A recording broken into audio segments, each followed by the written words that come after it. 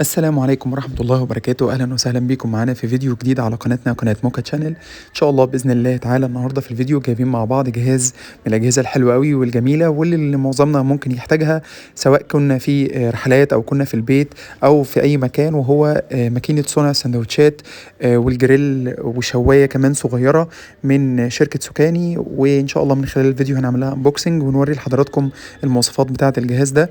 وكالعادة في بداية كل فيديو بنطلب منكم دايما ان انتوا تدعمونا على قناتنا من خلال ان انتوا تعملوا لايك للفيديو وتعملوا سبسكرايب عندنا في القناة وتفعلوا زر الجرس عشان يوصل لكم كل جديد. يلا بينا نبدأ نقول بسم الله الرحمن الرحيم.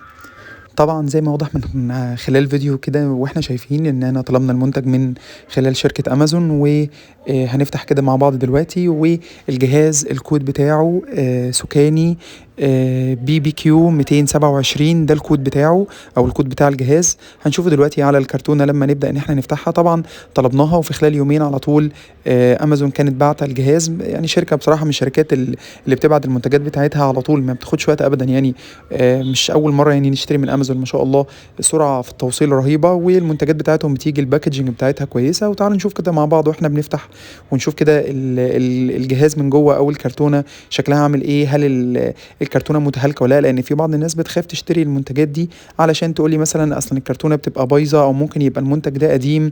انا بحب اشوف الحاجه بتاعتي مثلا في المحل او في المكان اللي انا بشتري منه الجهاز. بس الصراحة من خلال التعامل مع أمازون دايما المنتجات بتاعتهم بتيجي زي ما حضراتكم شايفين كده بالظبط في الفيديو. الكرتونة يعني بتلمع كأنها بالظبط لسه جاية من المورد أو جاية من المصنع مباشرة. ولو في أي حاجة أنت بتقدر إن أنت ترجع المنتج أو ترجع المنتج دايركت على طول من خلال طلب الاسترجاع أو من خلال خدمة العملاء. ده شكل الكرتونة. طبعا هي زي ما قلت لكم اس كي بي بي كيو شركة سوكاني، وبتيجي بمميزات إن هي بتيجي 1000 واط. الجريل دي بتكون 1000 واط وبتكون سهلة التنظيف، وكمان بتكون السطح بتاعها غير لاصق، وده اللي مكتوب على الكرتونة. وتقدر ان احنا نشوي فيها او نقدر ان احنا نسخن السندوتشات او نسخن مثلا الكريب لو هنعمل كريب. كل دي حاجات نقدر ان احنا نعملها في من خلال الجهاز زي ما حضراتكم شايفين كده من خلال الصور. كمان بتتميز ان هي دبل سايد هيتنج او بتسخن من الاتجاهين من فوق ومن تحت، وسهله التنظيف زي ما قلت لحضراتكم. وكمان فيها لمبه بمؤشر علشان خاطر تقول لنا ان العمليه تمت او ان الماكينه خلصت المهام بتاعتها.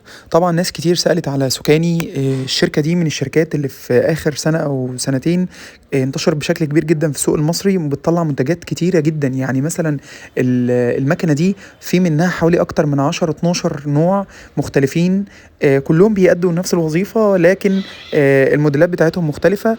فشركة كويسة جدا وناس كتير كانوا بيسألونا عليها، فقررنا ان احنا نجيب من عندهم كام جهاز كده ونبدأ ان احنا نعمل عليهم ريفيوهات من خلال الفيديو، زي مثلا الفيديو ده. وكمان ان شاء الله في فيديو تاني لمكنة بقى الوافل، مش بس مكنة سندوتشات زي دي بتعمل سندوتشات لان دي وش واحد بس. في مكنة في فيديو تاني ان شاء الله بإذن الله موجود برضو في القناة عندنا، هتلاقوا اللينك بتاعه تحت الفيديو دوت او هتلاقوه عندنا على القناة على طول. وهو ماكينة بقى صنع سندوتشات والوافل، يعني دي مكنة 1 في 1. لكن في فيديو تاني لمكنة سوكاني اللي هو 8 في 1، طبعا 8 وشوش. فيديو كويس قوي ان شاء الله تلاقوا اللينك بتاعه تحت الفيديو ده. وكمان تلاقوا الفيديو على القناة عندنا ان شاء الله، اللي حابب يشوف بقى الوشوش الكتير للمكنة دي وكل وش فيهم بيعمل ايه برضو هتلاقوا ان شاء الله اللينك موجود. طبعا زي ما انتم شفتوا كده جاي مع الجهاز جاء شهادة الضمان والكتيب اللي احنا بنشوف فيه طريقة الاستخدام بتاعته. اول حاجة واول ميزة في الجهاز ان هو المكنة مش تقيلة، كمان صغيرة، ما تاخدش حيز ابدا في شنطه عربيه او في شنطه سفر. وتنفع جدا جدا في المصايف في السفر.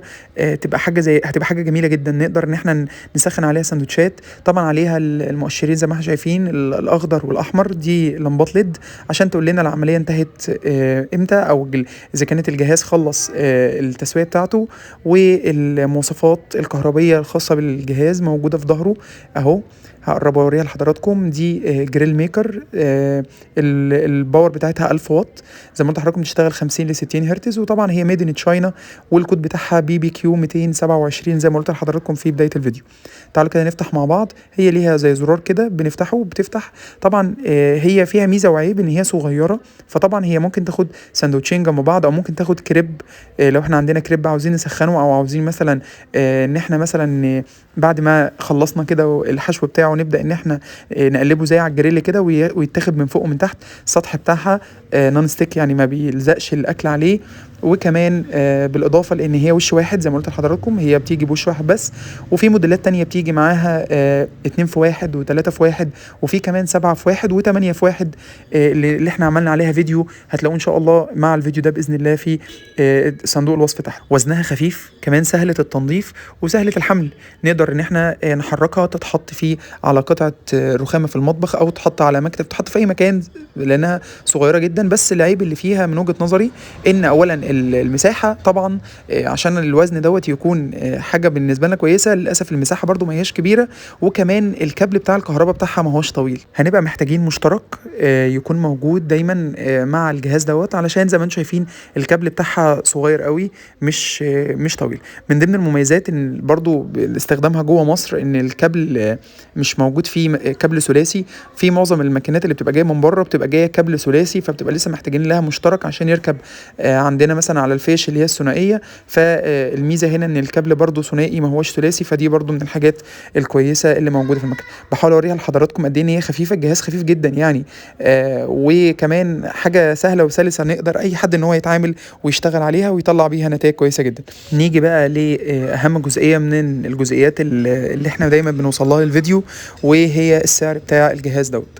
طبعا يا جماعه قبل واحنا بنسجل الفيديوهات في الفتره ديت طبعا مش محتاجين اقول لحضراتكم ان الاسعار بتتغير بشكل سريع جدا جدا، وكمان الاسعار بتتفاوت في ثانيه، يعني كل يوم بنبص نلاقي الاسعار بتتغير. فطبعا دي مشكله من المشاكل الكبيره جدا يعني. فدايما بذكر جمله وقت تسجيل الفيديو لان الاسعار بصراحه بتتحرك حركه غير عاديه، كل يوم تقريبا الاسعار بتتغير. بس كالعاده برضو وقت تسجيل الفيديو ده الجهاز ده كان عامل سعره 1200 جنيه من على امازون، سعره كان 1200 جنيه. ممكن تلاقيه ارخص من كده، ممكن تلاقيه ازيد من كده، على حسب الوقت اللي انت بتسال فيه على سعر الجهاز، بالاضافه كمان للمكان اذا كان عليه عرض او لا.